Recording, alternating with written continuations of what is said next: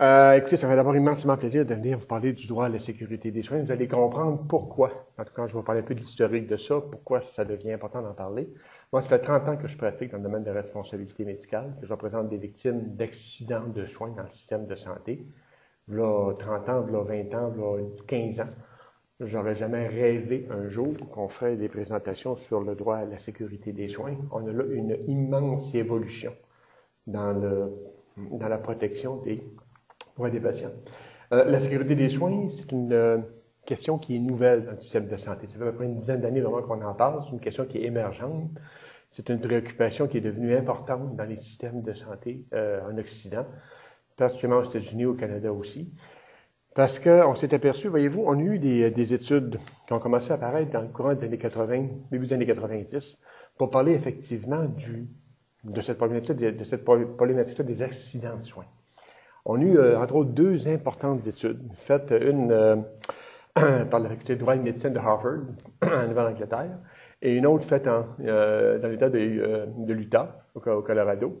Dans l'État de l'Utah, c'est-à-dire qui ont révélé à peu près ce qui suivait. C'est que l'étude américaine de Harvard, sur environ 30 000 patients, on s'est aperçu qu'un peu plus de 1% de tous les patients avaient été victimes d'accidents, de choses qu'on appelle des adverse events en anglais, là, évitables aussi.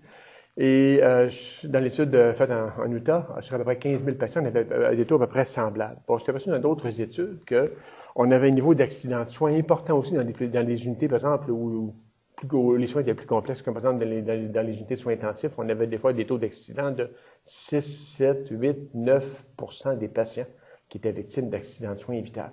Alors, le débat a été lancé comme ça, mais pendant longtemps, bon, on a dit, écoutez, oui, c'est effectivement intéressant, c'est une préoccupation, mais en 99 est arrivée une bombe dans le milieu de santé. C'est une étude préparée par l'Institute of Medicine. Excellente étude que je vous recommande éventuellement, qui s'appelle To Err is Human.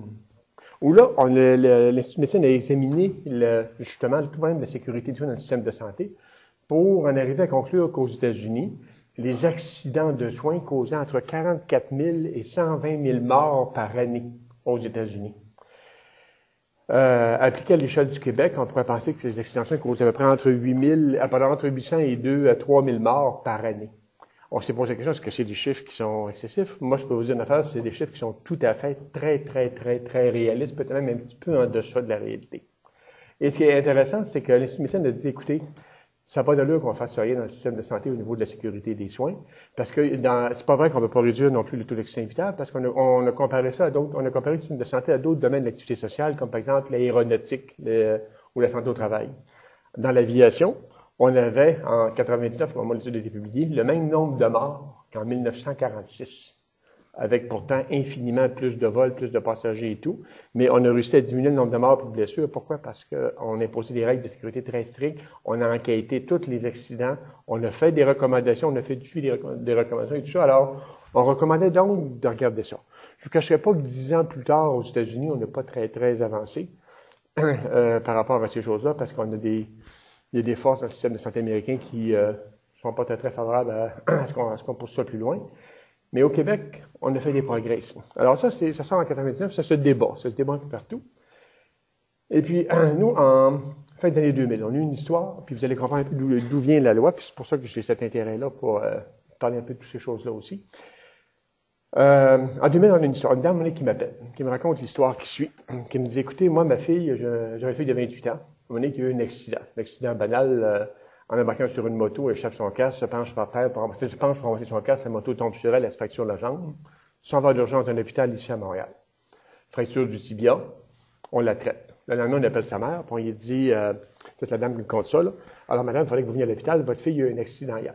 Alors, la dame arrive à l'hôpital, elle rencontre l'urgentologue, médecin de salle d'urgence, qui lui dit, écoutez, votre fille a eu un accident hier, a une fracture du tibia. Donc, la mère dit, ouf, je pensais que c'était plus grave que ça.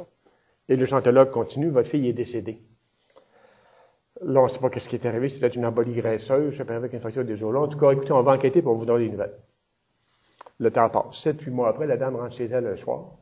Il y avait une enveloppe brune dans sa boîte à mal. C'était écrit bureau du coroner sur l'enveloppe. Elle ouvre l'enveloppe. Qu'est-ce qui est écrit? Cause du décès, dépression respiratoire d'origine médicamenteuse. Qu'est-ce qui s'était produit? c'est que le médecin de la salle d'urgence, l'urgentologue, le résident d'orthopédie, l'orthopédiste, chacun avait prescrit du Dilaudid. Chaque prescription, tout seul, était parfaite. Mais mettez les trois ensemble, dépression respiratoire, puis décès. Alors, la dame va voir la directrice des services professionnels de l'hôpital avec ce rapport-là, puis elle va dire, écoutez, ça n'a pas de l'heure, il faut faire de quoi, qu'est-ce que vous allez faire avec tout ça? Alors, la DSP lui dit, inquiétez-vous, madame, on va enquêter, puis on va corriger ça, on va prendre des mesures pour que ces choses-là arrivent. Dans 2 mois, on vous donne des nouvelles. 2 mois se passent, 3 mois, 4 mois, 5 mois, pas de nouvelles. La dame m'appelle à l'hôpital, là, c'est un nouveau DSP qui est là. La dame, lui, il n'est pas au courant de rien. Il s'était rien fait. Alors, la dame était fâchée, puis elle m'appelle. Elle dit, écoutez, mais maintenant, elle dit, c'est pas poursuivre que je veux, mais ça n'a pas de bon sens qu'on fasse rien pour les victimes d'erreurs médicales. Il faut absolument qu'on fasse quelque chose. On a un deuxième deuil à vivre. La mort de ma fille était complètement inutile. Ça n'a pas de bon sens. On n'apprend pas de ça. Alors, des jours qui ont suivi, on a fait une conférence de presse qui s'adressait aux autorités politiques pour, effectivement, d'abord dénoncer cette situation-là, puis demander des choses bien précises. On disait, écoutez, les erreurs médicales, là, d'abord, arrêtons de penser que c'est anecdotique. C'est pas anecdotique, c'est systémique. Ça arrive à une certaine fréquence, une certaine occurrence, puis les erreurs se répètent aussi. Ça n'a pas de bon sens d'abord que les victimes restent dans le noir. Les gens devraient le savoir. Deuxièmement, il faut qu'on leur donne du support. Puis les gens tiennent beaucoup aussi à savoir qu'on fait quelque chose pour pas que ça soit inutile. Puis là, il serait temps, comme on dit, d'arrêter de penser que c'est anecdotique, c'est systémique. Donc, il serait temps qu'on commence à faire de la prévention puis de la gestion de risque. Il faut que chaque erreur, normalement, là, soit analysée, puis qu'on regarde, il y a un moyen qu'on peut se prendre pour la prévenir. Alors, suite à ça, dans les jours qui ont suivi, la ministre de la Santé de l'époque, une dénommée Marois, Pauline de son prénom, a convoqué ma cliente à son bureau et a formé un comité de travail sur lequel ma cliente était, donc suite à notre conférence de presse. Alors, ce comité-là a remis un rapport. C'était présidé par M. Francard. Il a remis un rapport au ministère en 2002. Le rapport, d'ailleurs, est disponible sur le site du ministère. Ça s'appelle « La gestion des risques, une priorité pour le réseau ». Excellent rapport. Et a fait des recommandations. Et le ministère a donné suite à ces recommandations en 2002 en adoptant le projet de loi 113 qu'on va voir tantôt aussi. Alors, moi, j'ai été mêlé très, très près à tout ce processus-là. J'avais comparu dans le comité Francard. J'ai comparu aussi à la commission parlementaire. J'ai même 2 petits bouts de la loi qui sont à moi. Je vais vous les montrer tantôt. Mais, donc, en 2002, on a donc adopté une loi qui régit tout le processus maintenant. Je dis qui régit pas tout, mais qui régit principalement, parce qu'il y a d'autres dispositions qui touchent la sécurité aussi, mais c'est de loin le dispositif principal de sécurité des soins. On est la première juridiction dans le monde à adopter ça. On est des fois une société distincte, on peut l'être là-dessus.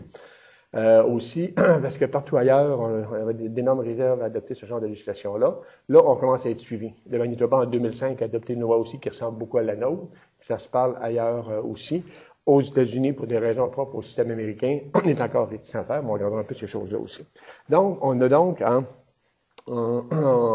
2002, le 17 décembre 2002, adopté donc le projet de loi 113, alors qui s'appelait « Loi visant à assurer une prestation sécuritaire des soins de santé ». Ça, c'est important parce que pour les usagers, c'est un droit nouveau. Puis évidemment, le fait de le mettre dans la loi, ça change quoi? Parce que, entre autres, ça va par exemple la question de la divulgation des accidents. Avant, le projet de loi 113, la divulgation des accidents, ça faisait partie des normes éthiques de comportement. Autrement dit, les règles éthiques disent bien clairement qu'il faut que le patient soit informé quand il arrive un accident, puis qu'on les rassure, etc., etc. Bon. Sauf qu'évidemment, le problème de l'éthique, c'est que l'éthique n'a aucune force obligatoire. La contravention d'une règle éthique n'a aucune conséquence. Puis on ne peut pas forcer l'application d'une règle éthique. Alors, celui ou celle qui ne veut pas divulguer, même s'il viole une règle éthique, c'est malheureux, mais il fait que violer une règle éthique et c'est tout, ça s'arrête là. Le fait de le mettre dans la loi, là, c'est différent. Parce que là, on donne du pouvoir là-dedans. On donne un cadre obligatoire, on donne un droit à l'usager, un droit qui est exécutable, un droit qui est sanctionnable aussi. On crée une obligation pour les établissements aussi, pour les professionnels aussi. Alors là, ça change complètement le sens de tout ça. On ne peut plus décider d'écarter ces choses-là. Aussi, ça devient donc quelque chose qui est une force obligatoire. D'ailleurs, c'est pour ça que maintenant, dans tout le système de santé, ces dispositions sont en vigueur et sont en application actuellement. Alors, on va regarder un peu tout ça. Alors, le projet de loi 113, qu'est-ce qu'il contient? Alors, beaucoup de choses. Premier élément, d'abord, la reconnaissance d'un droit à la sécurité des soins. On va voir un peu comment ça s'articule. On va parler du devoir de déclaration des incidents et accidents, du devoir de divulgation des accidents et des moyens pris pour éviter la répétition. On va parler aussi du support aux victimes et à leurs proches, la création des comités de gestion de risque et la mise sur pied des registres locaux et d'un registre national. C'est tout ça qu'on retrouve dans le projet de loi 113 là, pour articuler tout le processus de sécurité des soins. Alors, regardons un peu d'abord qu'est-ce que ça a changé. Alors, voyez-vous, dans la loi qui régit le système de santé et de services sociaux, c'est la loi du service des services sociaux, il y a au début de la loi des règles d'interprétation qui guident de quelle manière le système va fonctionner, puis ça vaut la peine de regarder ça. Alors, on dit l'article 3, donc, ça c'est important que vous soyez gestionnaire ou clinicien, là.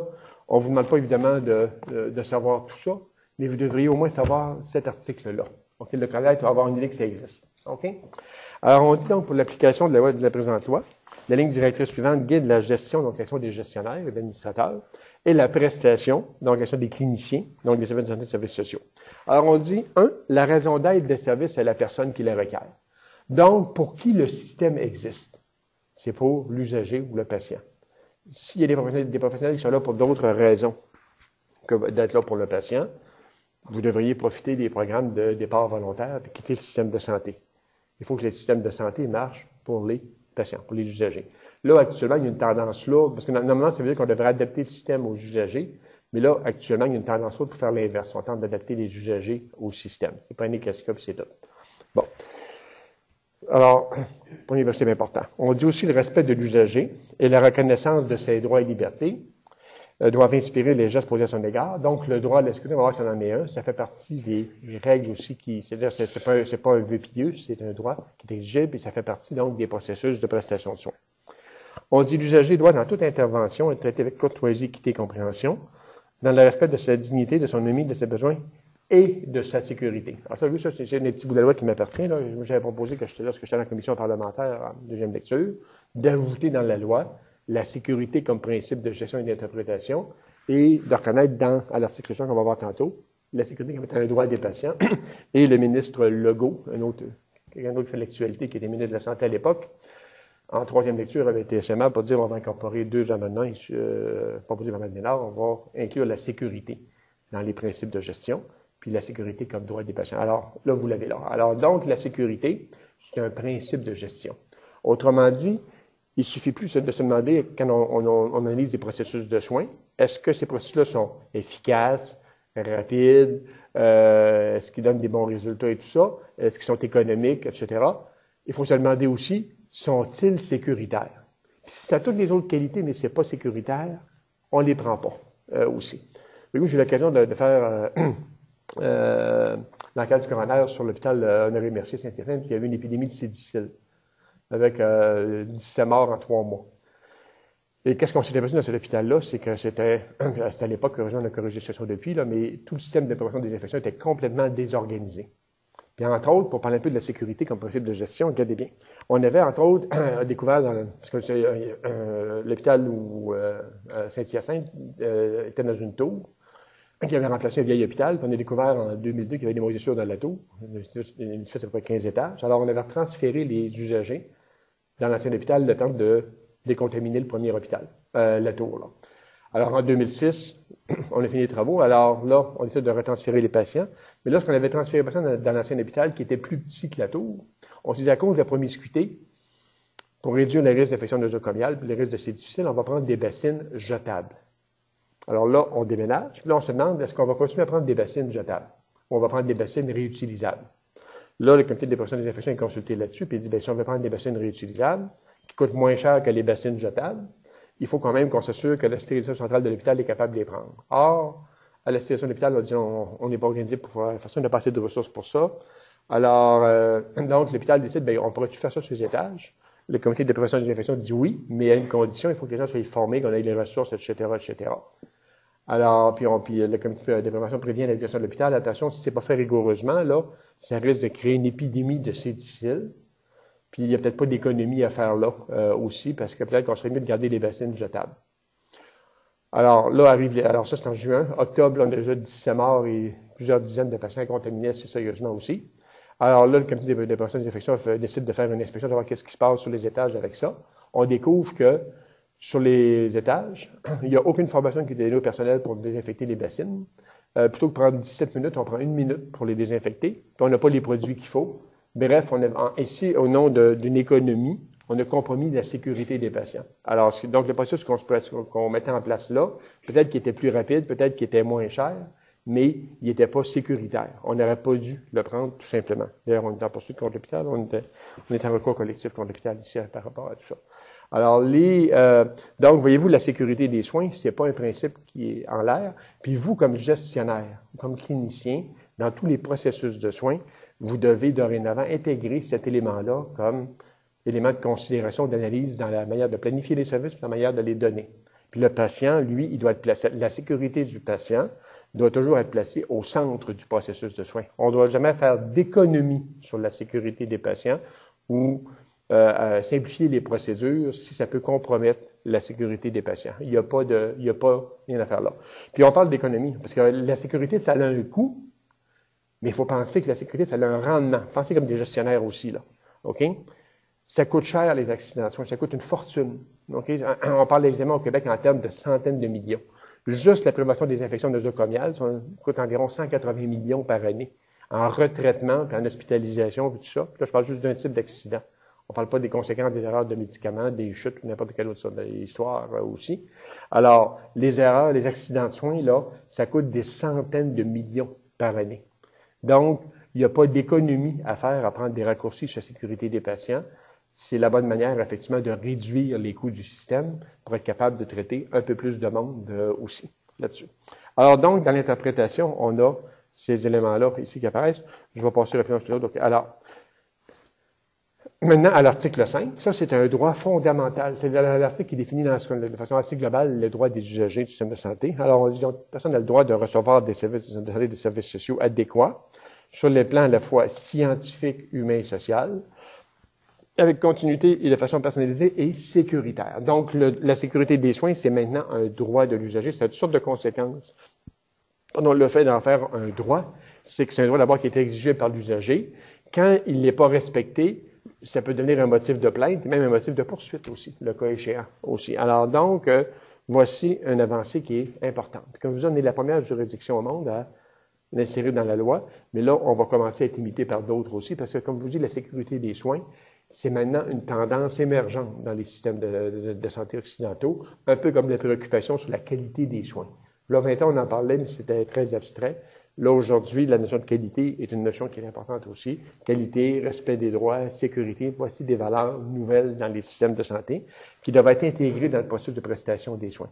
Ce qui est malheureux, c'est que je pense que dans la formation des professionnels, on met peut-être pas encore assez l'accent sur toutes ces questions-là qui sont importantes aussi.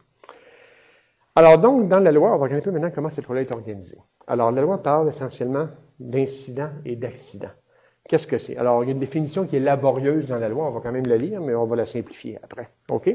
Alors, on dit qu'un incident, c'est une action, une situation qui n'entraîne pas de conséquences sur l'état de santé d'un usager, du personnel ou de concerné ou d'un tiers, mais dont le résultat est inhabituel et qui, en d'autres occasions, pourrait entraîner une conséquence. Alors, juste pour dire ce que tout ça veut dire, c'est pas compliqué, c'est ce qui a failli arriver, mais qui n'est pas arrivé.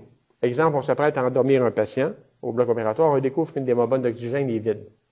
On s'en aperçoit à temps, on remplace.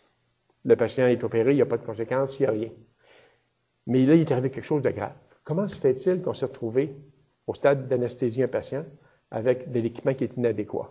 Y a-t-il une raté dans le système quelque part? Alors, ça, c'est un incident. Prenons un exemple plus simple. On arrive à venir donner un médicament à un patient. On s'aperçoit juste quand on arrive pour le donner que le médicament qu'on a entre les mains, il n'est pas pour le bon patient. Comment se fait-il que ça s'est produit? Dans le processus de production des soins, là, qu'est-ce qui a fait qu'on a failli arriver à donner de mauvais médicaments au mauvais patient? Alors ça, c'est un incident. On s'en est aperçu. Il n'y a pas de conséquences pour le patient, mais il s'est passé quelque chose là. Alors ça, c'est un incident. Si on regarde maintenant qu'est-ce que c'est un accident, bien là, c'est pas compliqué, c'est quand le risque s'est réalisé. Alors l'incident, c'est ce qui a failli arriver, ce qu'on appelle en anglais un near miss. OK? Ça passe proche là. L'accident, c'est quand c'est arrivé. OK, alors le patient, il a eu le médicament, etc. OK, bon. Alors donc ça, c'est une situation où le risque se réalise. On dit ou pourrait être. Alors, c'est pas nécessaire que toutes les conséquences se soient réalisées, mais qu'il peut y avoir des conséquences qui peuvent se réaliser. On n'a pas besoin d'attendre que ça se manifeste, là.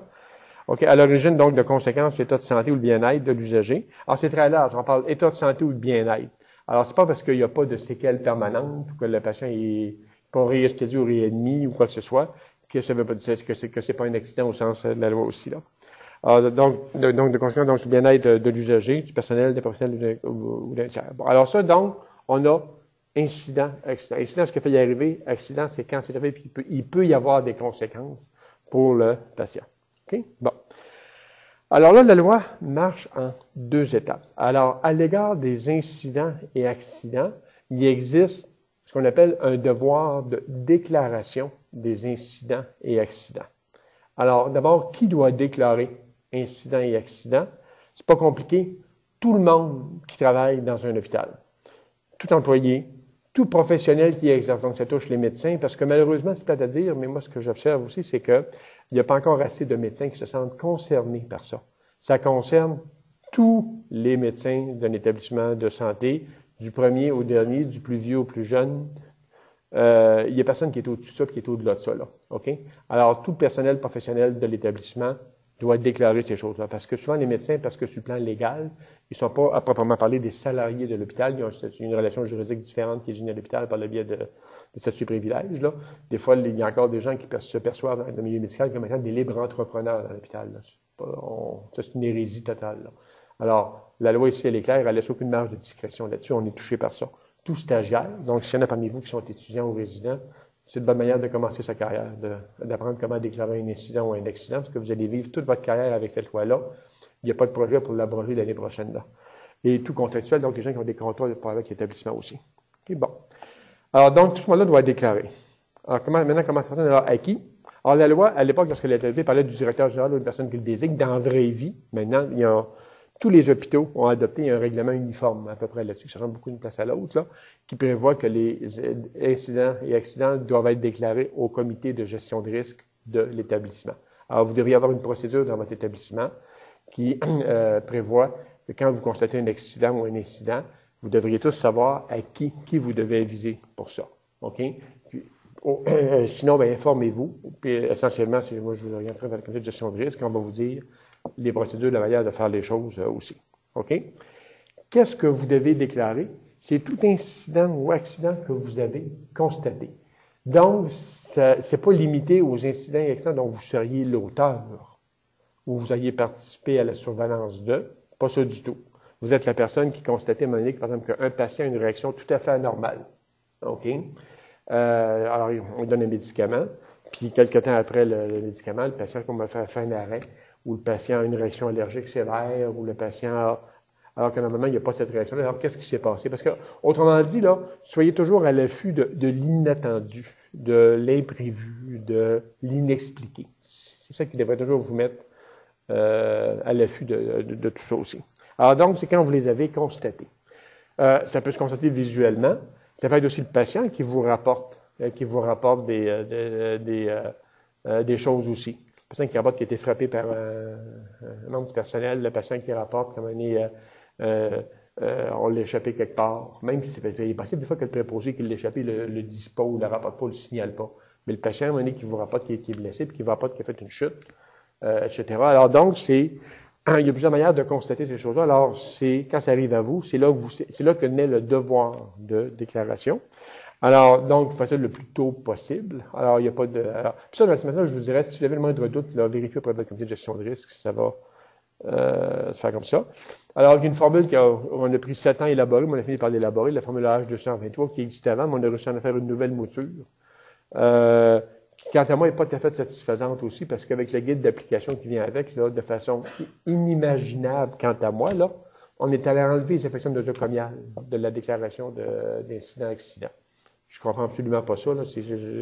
J'ai saisi peut-être du citoyen pour regarder cette affaire-là, parce que je pense qu'au niveau du ministère, on a échappé une coche, quant à moi, là-dessus. Parce que les infections nosocomiales, c'est clairement, on va voir ce que la loi a dit tantôt, là, clairement un accident au sens de la loi. OK? Parce que comprenons bien, quand on parle d'accident, j'aurais peut-être dû vous le dire aussi, là, on ne parle pas nécessairement d'accident fautif, là. Un accident peut se produire sans qu'il y ait de faute, sans qu'il y ait de responsabilité, puis tout ça. Il y a plein de situations qu'on voit dans le domaine de la santé. Par exemple, justement des infections nosocomiales. Les infections nosocomiales, on sait que ça peut arriver, même quand tout est bien fait. Dans les années 80, on disait, il y a à peine 30% des infections nosocomiales qui sont évitables. Là, en 2010, on est rendu à peu près à 60% dans certaines études, ou même plus que ça aussi, parce qu'on s'aperçoit qu'il y a des personnes nosocomiales la plupart du temps. Maintenant, ça résulte du fait qu'on ne fait pas attention à un certain nombre de choses. Les précautions de contact, le lavage des mains, l'entretien ménager, c'est multifactoriel, là, mais on pense que c'est de plus en plus évitable. C'est ça. Or, de façon bizarre, on a enlevé ça de la formule. Pas de la loi, mais de la formule. Pour dire ça sera offert au comité de prévention des infections. Or, le CPI, ça n'a pas de statut légal.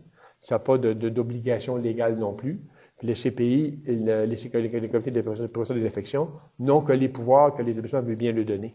Voyez-vous, à Saint-Hyacinthe, l'affaire du difficile, on avait un magnifique CPI qui a fait un travail extraordinaire, qui a laissé des traces dans le beurre partout, mais avec une direction qui n'avait aucun intérêt en prévention des infections, alors que je ne me préoccupais pas ça du tout. Alors, on avait un CPI qui faisait bien son travail, mais pas baqué par la direction. Quand c'est pas une priorité du DG de l'établissement, la prévention des infections, c'est pas une priorité du tout. Puis ça va. On va vivre avec cette petite misère-là. Alors, donc, la formule est là. La formule, là, contrairement à ce qu'on imagine, c'est pas la job des infirmières de la remplir.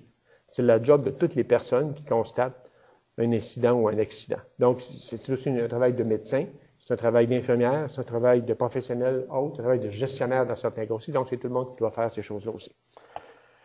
Bon, alors, il y a un devoir, donc, il faut que tout le monde déclare incident et accident au comité de gestion de risque de l'établissement.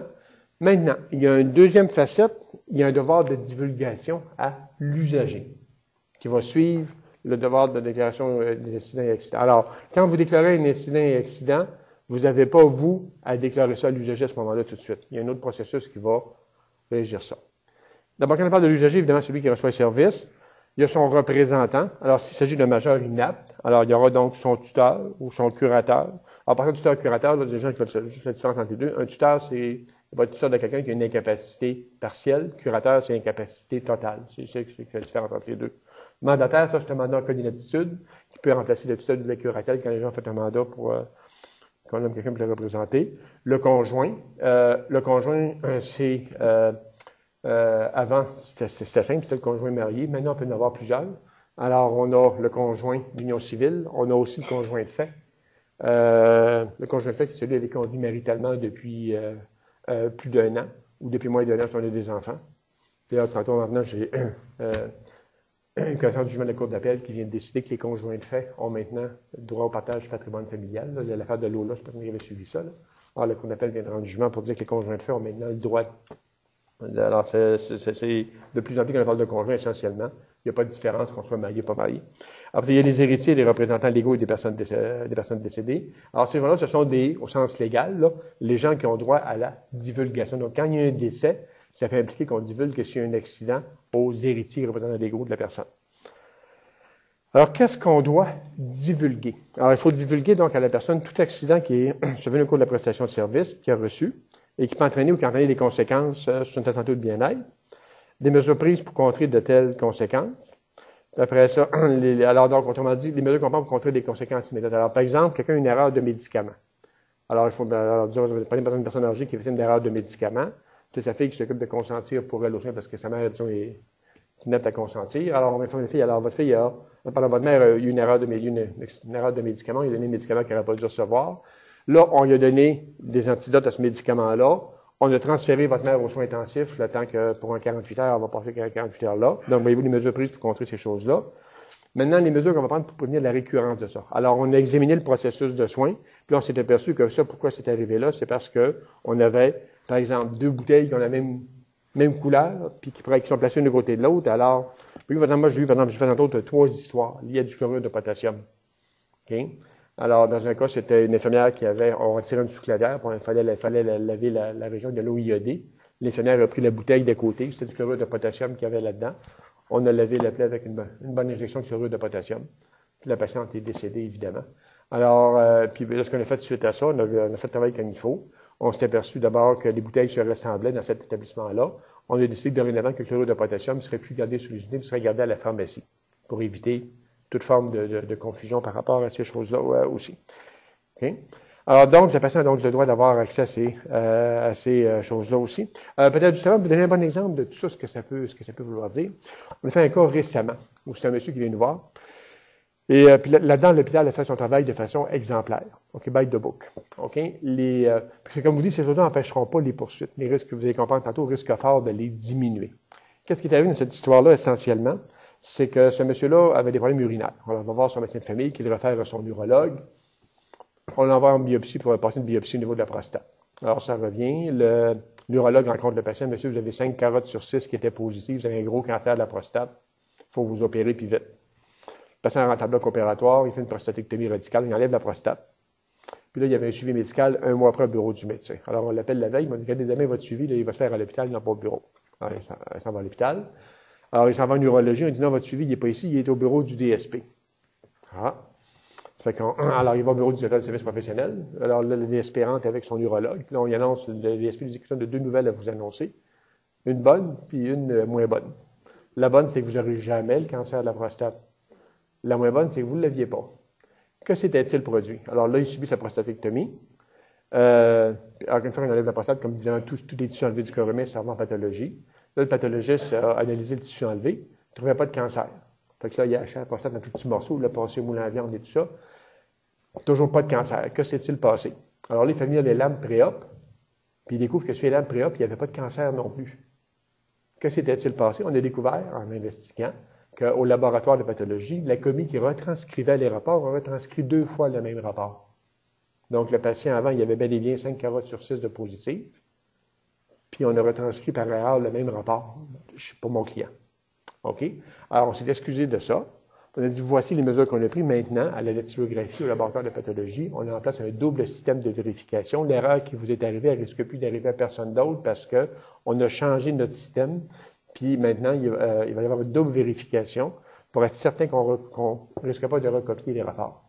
Alors, voyez-vous, la loi, c'est ça que ça veut. Puis quand le patient nous voit, il n'était pas fâché pour l'hôpital, puis il espérait bien gros parce que son neurologue ne soit pas de responsabilité, ce qui était le cas aussi. Effectivement, le neurologue n'avait aucune responsabilité là-dedans, donc il pouvait continuer à le suivre aussi. Pas de régler ça sur mise en demeure avec l'hôpital, tout simplement. Parce que nous, on a l'ensemble des assureurs des établissements de santé, que dès qu'il y a une histoire qui est assez évidente, on dit, écoutez, poursuivez-nous pas, envoyez-nous une lettre. Si on est capable de régler sans poursuite, on le fait comme ça. Alors, on règle beaucoup de dossiers sans même devoir poursuivre aussi, dans des cas comme ça. Puis, il n'y a pas d'acrimonie, il n'y a pas de colère, il n'y a pas de perte de confiance. C'est important. Il faut que les usagers gardent confiance dans le système. Puis, le fait de savoir que ce système-là, quand il se trompe, il est capable de l'admettre, il est capable de donner du support, corriger les choses aussi. C'est une immense satisfaction pour les gens, pour les citoyens. C'est un immense sentiment de confiance parce que quand on va aller à l'hôpital, on va savoir qu'on est là en sécurité, que tout le monde là, est préoccupé, qu'on s'occupe bien de soi là-dessus. Okay? Alors, les mesures de soutien, par ça, alors donc, par règlement d'établissement, alors, en pratique, donc c'est pour autant pour l'usager, son représentant que ses proches. Le contenu, ben écoutez, ça peut être autant des mesures de soutien comme aussi la prestation de soins. Exemple, un patient chute parce qu'on ne le surveille pas comme il faut. Alors, une fracture à ce moment-là, bon, ben alors au niveau des mesures de soutien, on peut lui dire, ben écoutez, il y a un accident là. On a fait des démarches pour vous avoir de la physiothérapie plus rapidement. Autrement dit, pas vous mettre en liste d'attente pour vous ayez accès à la physiothérapie dans 6 mois, mais on s'est organisé pour, autrement dit, là, faire sentir aux gens. Moi je t'appelle à faire constamment des conférences dans le monde de la santé sur la manière de réduire le risque de poursuite. Moi, ça fait 30 ans, j'en fais, ça fait un petit peu plus de 6000 poursuites que je fais dans ma carrière, là. Il y a tellement toutes sortes d'affaires, à quel point c'était évitable, à quel point on pouvait faire beaucoup plus attention. Puis ce que j'ai remarqué, c'est qu'à travers tout ça, à travers ce que le monde me dit, essentiellement, les gens attachent de l'importance à une chose. Quand ça va mal, où est mon médecin? Où est mon équipe traitante? Puis je peux vous dire la meilleure façon d'éviter le risque ou de réduire, ce ne sera jamais risque zéro, là, mais de réduire le risque de poursuite, c'est quand ça va mal, soyez là. C'est là le moment le plus important de tout le processus de prestation de soins. Le patient qui vient d'avoir une bad luck, parce que comprenez bien, personne ne fait pas exprès là-dedans, là, mais son médecin va vous dire, écoutez, il arrive une affaire qui n'aurait peut-être pas dû vous arriver, mais inquiétez-vous pas, je suis là, puis moi, je vais m'occuper de vous. Puis voyez, regardez, si j'ai organisé ça pour vous, là, on va bien prendre soin de vous, on va essayer au moins de s'en tirer le mieux possible. Pensez-vous que ce patient va sortir à la course de l'hôpital pour venir dans les bureaux d'avocats? Absolument pas. OK? Alors, donc, c'est sûr que des fois, il y a des enjeux assez importants, les gens n'ont pas vraiment le choix, là. Quand la vie est compromise, ils ne peuvent plus travailler, la vie chavire, là. Mais dans plusieurs cas, les gens vont dire, non, écoutez, c'est des choses qui peuvent arriver. Tu sais, puis les clients nous disent souvent, hein, c'est une grosse de quelques années où c'était une patiente qui était suivie depuis des années par le même gynécologue. 3 enfants avec lui, dont il n'était pas l'auteur, mais qui l'a aidé. Alors, mes 3 enfants, dont un, il l'aide au niveau de la fertilité et tout ça. En tout cas, bref, un bon médecin. 3e accouchement, on convient, on ferme le robinet. Alors là, ligature de trompe, à ce moment-là, en postpartum immédiat, dans une technique qui s'appelle technique de Pomeroy, on incise un petit bout de trompe de chaque barre, une technique qui est assez efficace. Les petits bouts de trompe qu'on enlève, on envoie ça au laboratoire de pathologie. Bonne technique. 6 mois après, la patiente appelle son médecin et dit, docteur, ça fait 2 mois que je suis pas menstruée, je me sens comme si j'étais enceinte. Alors, la patiente vient voir son médecin, passe un test de grossesse, madame est enceinte. Bon, ça n'allait pas trop bien dans la galère. Alors, le médecin commence à expliquer nerveusement que ça pouvait arriver que 2-3 fois sur 1000, les petits bouts de tronc se rematchent ensemble, il y a une rhinostomose et tout ça, ce qui était vrai. Mais vous voyez, ce médecin était bien nerveux, il n'était pas à l'aise. Ça fait qu'elle sort de son bureau, puis elle s'en va au laboratoire, c'est aux archives, elle fait sortir son dossier, puis là, elle tombe sur le rapport de pathologie. Parce que les petits bouts de trompe avaient été examinés par le pathologiste. Qu'est-ce qu'on voit? À gauche, tissu de trompe de Fallope, ça c'était correct. À droite, tissu de veine.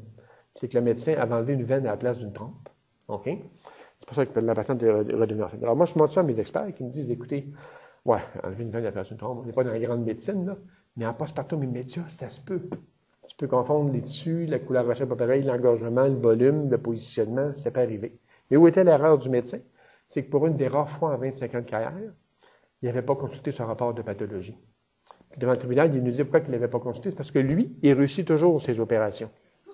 C'est là-dessus que le tribunal est devenu responsable. Cour supérieure, cour d'appel, et parce qu'il avait manqué une de ses obligations de moyens. C'est souvent les erreurs médicales, vous allez voir ça, là, les gens pensent que c'est un peu comme des rencontres du 3e type, ça fait rien. C'est pas ça du tout. C'est tellement souvent les raccourcis qu'on prend, les procédures qu'on ne suit plus. Quand on pense qu'on est rendu trop bon pour suivre les procédures, là on devient dangereux aussi. Ou quand on pense que ça ne s'applique plus à soi, qu'on est tout ça, non.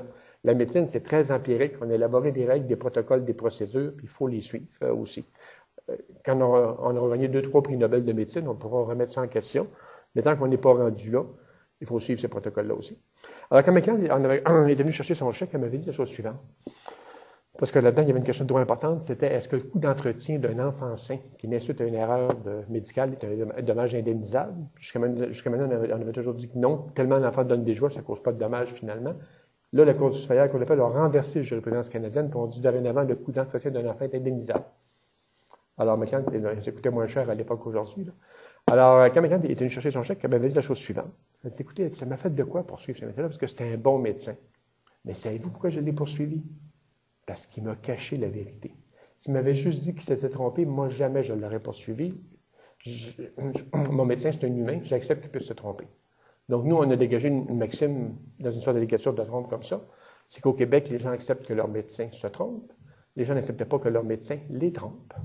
OK? Tout est là. Alors, c'est pour ça que la transparence, mais quand j'avais compris la commission parlementaire au Québec, en avant, il y avait un groupe qui représentait un groupe de médecins qui dénonçait vertement ce projet de loi-là. En disant, écoutez, ça va être la délation organisée entre les médecins, on nous demande d'agir comme délateurs de nos confrères, blablabla. On va voir apparaître une pluie de poursuites et tout, et tout, et tout. Alors, j'étais l'intervenant suivant. J'ai écouté, d'abord, j'avais dénoncé vertement ces propos-là, OK, qui n'avaient aucun sens. Puis moi, je suis celui qui pense que la transparence va réduire le nombre de poursuites. Puis c'est drôle qu'un avocat qui fait de la poursuite, nous, on fait depuis la moitié des causes de la province dans ce domaine-là. Puis pourtant, je pense que c'est important que les gens le sachent, puis c'est important qu'on prenne tous les moyens pour réduire les poursuites aussi. Parce que c'est des drames humains, c'est 100% de drames humains ce qu'on fait chez nous. Là. Je vais vous conter toutes sortes d'histoires. Là. Ça défait des vies, ça brise des carrières, ça va chavirer toutes sortes d'histoires. OK? Alors, on peut faire bien plus attention. Puis il faut qu'on fasse plus attention. D'ailleurs, depuis que c'est arrivé, depuis que ça va être en vigueur, on n'a pas vu d'accroissement des poursuites. Pas du tout. Aussi. Puis je pense que la transparence là-dedans, c'est important aussi. La transparence, c'est le premier facteur pour réduire ce risque-là aussi. OK? OK. Alors maintenant, ce qui est important, comité de gestion des risques. Alors ça, c'est une des mesures importantes de la loi. Alors ce que la loi prévoit au niveau de sa composition, il faut qu'il y ait une représentativité équilibrée. Alors où il y aura dessus au moins une personne qui représente les employés, une autre les usagers. Il est bien important, puis je te dis sur toutes les tribunes. Il faut que l'usager qui soit là-dessus soit désigné par le comité des usagers. Donc, il faut que dans chaque établissement, le comité des usagers revendique le droit de nommer l'usager qui soit sous comité de gestion de risque. Un conseiller professionnel, un autre les contractuels, puis le directeur général ou son représentant est d'office membre de ce comité-là. Ça, c'est la base. Il peut être beaucoup plus gros que ça. Il peut y avoir des sous-comités, il peut y avoir toutes sortes de composantes aussi. Alors, donc, c'est prévu le plan d'organisation, puis il y a un règlement de l'hôpital. C'est chaque hôpital qui va prévoir le nombre de membres, puis les règles de fonctionnement, ça va assez vite.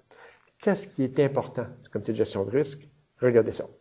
Rechercher, développer, promouvoir des moyens qui visent à identifier et analyser les risques d'incidents ou d'accidents en vue d'assurer la sécurité des usagers et plus particulièrement dans le cadre des infections nosocomiales, en prévenir l'apparition et en contrôler la récurrence. Voyez-vous, là, on donne un mandat clair au comité de gestion de risque en matière d'infection nosocomiale. Puis sur la formule H223, on a évacué ça de la déclaration. Alors, je ne comprends pas du tout la vision du ministère là-dessus, mais en tout cas, on verra ce qui va arriver.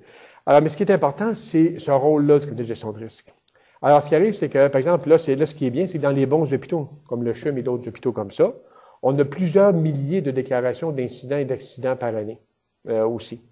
Puis là, ça permet d'avoir un vrai portrait de c'est quoi les risques d'accidents dans les milieux hospitaliers. Alors, on sait un peu partout, par exemple, que le principal accident qui arrive le plus fréquemment, les erreurs de médicaments. OK, bon. Mais là, il ne s'agit pas pour le comité de gestion de risque de faire une grosse enquête sur chacun de ces cas-là. Mais si on a par exemple l'hypothèse 200 ou 200 ou 300 déclarations d'incidents, accidents liés à des erreurs de médicaments, le comité de gestion de risque devrait décider normalement, alors cette année, on va examiner la problématique des erreurs de médicaments. Qu'est-ce qui se produit dans les déceptions? Alors, c'est quoi les sources d'erreurs les plus fréquentes? Est-ce que ça arrive au niveau de la préparation? Est-ce que ça arrive au niveau de l'identification des patients? De la préparation en pharmacie? C'est de la formation du personnel pour les données? Alors, on est capable comme ça de trouver qu'est-ce qui ne va pas. Puis là, on est capable de mettre en place des procédures, des moyens pour réduire ces choses-là. On serait capable avec ça de faire de véritables campagnes de sécurité. L'an prochain, on vise à réduire, par exemple, de 20, 30 ou 40% le nombre d'erreurs de médicaments dans l'établissement. Puis là, on regarde l'an prochain où on est rendu. Puis qu'est-ce qu'on peut faire de plus? Puis ça, c'est toujours perfectible tout le temps. On peut toujours faire mieux. Puis l'intérêt de tout ça, c'est que là, il y a maintenant une structure qui analyse toutes ces histoires-là. Puis qui fait qu'on est capable, à un moment donné, les prévenir. Je parle de chlorure de potassium. Bon, on a un accident comme ça. Bon, ben alors, on va dire, écoutez, dorénavant, y aurait-il certains médicaments qui devraient être gardés à la pharmacie plutôt que sur les unités? Est-ce que c'est un problème qui touche l'identification des contenants? Ben, parfait, on va développer un gros tag rouge qu'on va mettre sur tous les produits dangereux. OK? Qui fait qu'avec consigne que dès que vous touchez une bouteille qui a un tag rouge dessus, vous devez lire ou vérifier, faire une double vérification, quoi que ce soit là-dessus, etc. C'est mille et une mesures. La seule limite, c'est l'imagination humaine. On est capable comme ça. Alors ça, c'est vraiment le rôle du comité aussi. Une approche plus systémique, une approche aussi qui vise à contrôler ces choses-là. S'assurer que le soutien soit apporté à la victime. Assurer la mise en place des systèmes de surveillance des accidents et incidents. Assurer la constitution d'un registre local des incidents et accidents pour faire une analyse des causes d'accidents et incidents. Alors donc, au niveau local, on a maintenant des statistiques partout au Québec là-dessus. Puis, le cas échéant, faire des recommandations côté des administrations aussi sur la manière de surveiller les accidents et incidents. Donc, le comité agit à l'interne, puis peut agir auprès de l'ensemble de l'établissement aussi, se faire aider ou baquer par le conseil d'administration aussi. Bon, la grande peur de tout le monde du système de santé par rapport à tout ça, on dit c'est bien beau tout ça, mais là, on va-tu risquer des poursuites, on va-tu risquer de se faire achaler avec tout ça, on va-tu risquer de payer pour aller témoigner et tout. Alors, la loi protège très étroitement tout le processus de gestion des risques. D'abord, toutes les réponses renseignements et documents que une personne va fournir au comité de gestion de risque ne sont pas admissibles en preuve dans une instance civile. Exemple, vous êtes une infirmière sur un étage, il y a une erreur de médicament, vous êtes rencontré par le gestionnaire de risque, puis là, vous remplissez une déclaration. J'ai omis de vérifier le nom du patient avant de lui donner, je croyais que c'était le bon patient, puis j'y ai donné. Bon. Quand on écrit ça, un avocat qui voit ça va dire, ah, voici une preuve qui serait intéressante à obtenir devant le tribunal, hein. On va déposer sous l'œil d'un juge, ma cause est faite. La loi déclare que ce document-là est inadmissible en preuve. OK? Il peut pas servir à d'autres fins que pour les fins du comité de gestion de risque. Donc, je ne peux pas envoyer un subpoena au comité de gestion de risque, amenez-moi votre dossier de monsieur un tel, madame une telle. Je ne peux pas faire ça. OK? Alors, donc ça, c'est pas triste. Ça favorise votre travail auprès du comité de gestion de risque. Ça favorise le travail du comité de gestion de risque aussi parce que les gens peuvent parler sans crainte au comité. Deuxièmement, les membres du comité ne sont pas des témoins contraignables. Donc, je ne peux pas envoyer un subpoena au gestionnaire de risque, puis venir dans le juge raconter ce que madame Untel ou monsieur Untel ou docteur Untel vous a dit. Ou qu'est-ce que vous avez constaté quand vous êtes allé voir dans l'unité, qu'est-ce qui marchait pas. C'est un témoin qui est non contraignable. Le juge va annuler le subpoena tout simplement. Ça, c'est comme un des commissaires aux plaintes. Ils ne sont pas des témoins contraignables aussi dans des procédures comme ça aussi. Il n'y a rien dans le dossier qui peut venir constituer un avis. Alors, tantôt, l'exemple de la lettre que je donnais, même si c'est des lettres que j'ai manqué mon coup, je suis passé à côté, je n'ai pas vu ici. Je peux pas me dire ça, c'est pas une admission au sens légal du terme qui peut servir dans une poursuite judiciaire. Comme ça, les procès-verbaux des comités sont confidentiels. Donc, autrement dit, dans un établissement de santé, on peut, sans aucune crainte, parler au comité de gestion de risque. Le comité de gestion de risque peut, sans crainte, recueillir des informations même les plus sensibles. Le but de tout ça, c'est pas de favoriser poursuite puis rien de tout ça, là. Le but de tout ça, c'est de voir les processus de soins, qu'est-ce qui s'est passé pour qu'il y ait un accident, puis comment on peut faire pour que ce processus-là devienne plus sécuritaire. Qu'est-ce qu'on peut faire pour éviter que tout ça arrive? C'est pas un processus qui vise à blâmer personne, c'est pas un processus qui vise à sanctionner personne. C'est clair que par ailleurs, quand il arrive un accident de soins, nonobstant le comité de gestion de risque, il peut y avoir d'autres conséquences, parce qu'il y a rien qui empêche, par exemple, je sais pas, mais une infirmière, par exemple, qui administre un mauvais médicament, puis qui est en état d'ébriété. Alors, le comité de gestion de risque va le savoir aussi, blablabla, mais au niveau de l'hôpital, il n'y a rien qui empêche l'hôpital, peu importe ce qui passe dans le comité de gestion de risque, de sanctionner l'infirmière. Ou il peut y avoir une poursuite civile, même s'il n'y a pas de, même si on ne se sert pas du comité de gestion de risque, du comité de gestion de risque aussi. Alors donc, c'est pas de regarder ça. Alors les registres, alors il y a un registre local et il y a un registre national. Bon, la seule disposition de la loi qui n'est pas encore en vigueur, c'est le registre national. J'ai appris pas plus tard que ce matin que la raison pour laquelle le registre national n'est pas encore en vigueur, il va entrer en vigueur au mois d'octobre, puis toujours pas en vigueur, c'est qu'il y a juste 62% des établissements qui ont fourni des données au ministère. On est 8 ans après l'adoption de la loi, puis encore juste les 2 tiers des établissements qui envoient des statistiques au ministère. Le ministère, semble-t-il, n'est pas capable d'obtenir les statistiques du tiers des établissements de santé. Je trouve ça, je vais avec vous, je trouve ça aberrant quant à moi. Moi, j'ai une autre intuition. J'ai l'impression que le ministère a peur de rendre public les statistiques nationales. Parce que moi, j'ai l'impression qu'on va apprendre, par exemple, que l'année passée au Québec, il y a eu, par exemple, l'hypothèse 400 000 accidents de soins dans le système de santé. Mais je trouverais ça merveilleux qu'on sache ça. Pourquoi? Parce que ça va saisir l'opinion publique, puis ça va donner un élan au mouvement pour dire il faut qu'on fasse de quoi pour réduire ça, là. Parce que on va être les premiers dans le monde à avoir des statistiques réelles. Puis encore là, comprenons bien, moi je constate sur le terrain qu'il y a encore un phénomène important de sous-déclaration et de sous-divulgation. On ne déclare pas tout, puis on ne divulgue pas tout. Puis il y a encore beaucoup de chemin à faire avec ça. Mais en tout cas, ce que j'ai qu'on le fasse au niveau national, parce qu'on va avoir un vrai portrait de ce que c'est aussi. Puis là, tous ceux qui travaillent pour la sécurité, vous allez avoir un immense backup, un immense élan. On va vous encourager, puis vous allez voir, ça va aider à faire avancer la culture de la sécurité. Puis on va sauver, je ne sais pas combien de milliers de vies de patients ou de non seulement des vies, mais aussi des blessures ou des soins inutiles là aussi. Alors il faut pousser pour ça. C'est une belle, c'est une belle bataille aussi. Puis ce qu'on devrait viser, c'est pas la sous-déclaration, c'est la sur-déclaration. En cas de doute, on devrait déclarer. Parce que le comité fera le ménage dans ce qui sera déclaré, puis on regardera qu'est-ce qui est important aussi par rapport à tout ça aussi. Donc, le but des registres, donc, c'est d'assurer la surveillance. Ça passe évidemment la prise de mesures aussi. Donc, les registres permettent de contrôler aussi. Donc, on va finir avec ça. Ce qu'il faut se rappeler, c'est que la divulgation d'un accident, c'est un droit du patient aussi. Le non-respect de ce droit-là peut faire l'objet d'une plainte. Quand je dis divulgation, c'est aussi, de façon plus générale, le droit à la sécurité aussi. L'usager peut être aidé et accompagné par la personne de son choix pour la divulgation, parce que c'est important aussi, parce que quand on va lui divulguer, il faut toujours choisir un moment où il est capable de comprendre aussi, parce que c'est pas ça qu'il arrive l'accident, la demi-heure d'après on divulgue, là. On va investiguer. C'est sûr qu'on va prendre les mesures qu'il faut pour l'aider tout de suite, là, mais après, quand le temps est rendu pertinent, on va l'informer. Alors, autrement dit, c'est pas parce qu'il est aux soins intensifs et intubé qu'on va aller le voir et dire, bon, alors voici, bonjour monsieur, alors on a une bonne nouvelle à vous annoncer, puis une moins bonne, et blablabla, blablabla. Pas le temps de faire ça, là. OK? Alors, ou encore, c'est pas quand il est sous très forte sédation. On va demander à ça, mon Dieu, on voit qu'il est ouvert, mais c'est tout. On dit, pourvu que la morphine fasse encore effet pendant qu'on fait de divulgation. Alors, c'est pas ça qu'il faut viser, là, OK? Puis les gens doivent avoir quelqu'un avec eux autres, même un avocat. Moi, j'ai vu des fois des cas où le monde nous appelle parce qu'ils sont convoqués par l'hôpital, ils veulent qu'on soit là. Puis, l'hôpital, on panique complètement, là. Non, c'est le droit des gens d'avoir quelqu'un, même un avocat peut être là. De toute façon, ça ne dérange pas parce que c'est pas recevable en preuve. Donc, c'est ça. Alors, puis le comité d'usager, là-dedans, joue un rôle important pour s'assurer qu'on fait la divulgation, pour aider et accompagner aussi. Alors, donc, important aussi.